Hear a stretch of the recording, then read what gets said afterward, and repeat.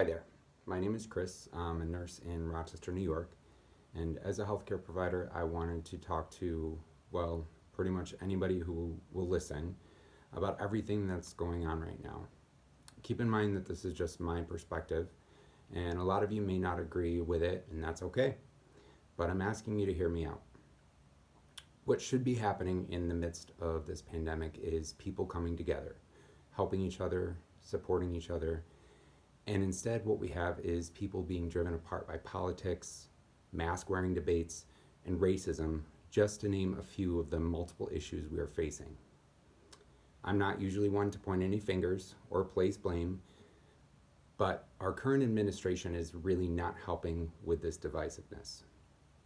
As our president, Donald Trump should be encouraging people to come together, to work together, especially in the wake of this pandemic, and instead seems to be encouraging ignorance and chaos. I don't hate or even dislike anyone, but his words and actions are the antithesis of a man who loves God.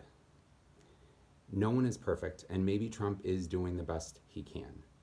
But as our commander in chief, he has a duty to the people that he serves to strive to make things better. And from everything I have seen and heard from him, he is not doing that. I only pray that if he does get reelected, he will do better. But for now, enough about President Trump. I also want to address people who are choosing to not wear masks under the guise of self-preservation of their rights or their health or any other reason that you can come up with to not protect yourself or other people you come into contact with. Let's start with your rights. You claim that you need your gun to protect you, but don't wear a mask because God will protect you. So God will protect your health, but not protect you from home invasion.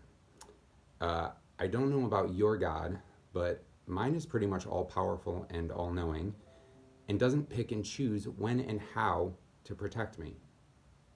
Also, when you go to the airport and are required to remove your shoes, your hats, your belts, your jacket, and take everything out of your pockets, do you complain about your rights?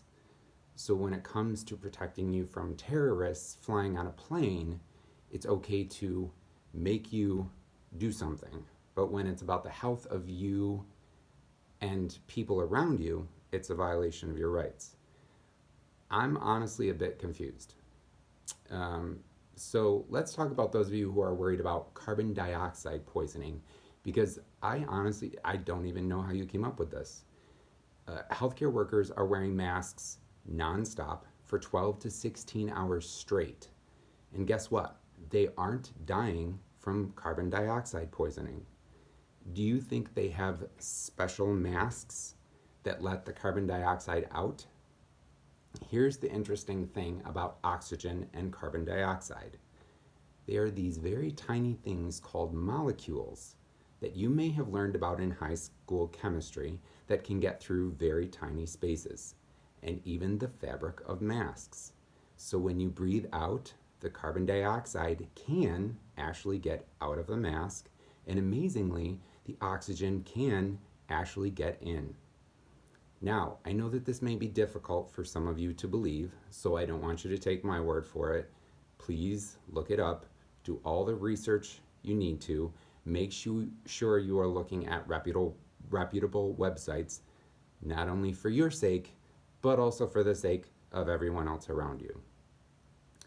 If you aren't wearing a mask for any other reason, I really, truly implore you to consider that reason strongly and decide whether or not the life of your son, your daughter, your wife, your husband, your grandchildren, or whoever you love is really worth the risk of you contracting COVID and giving it to them, having them end up in an ICU on a ventilator. I know that a lot of people who contract COVID are asymptomatic, but the death toll is real. Trust me. As a nurse, I really wish that it wasn't, but it is. Now, you may be asking yourself, who is this guy to tell me how to live my life or challenge my beliefs. To be honest, I'm no one. I'm no better than you, no smarter than you. The only thing I want is for everyone to be healthy, for us all to get through this, and to come out stronger. If I could wish for anything, it would be world peace. But I can't do it alone. We all need each other. Let's do better at taking care of each other, at supporting one another, at simply loving each other. Please consider my words and what they may mean for you, your family, your friends, and your loved ones. God bless, stay safe, and take care.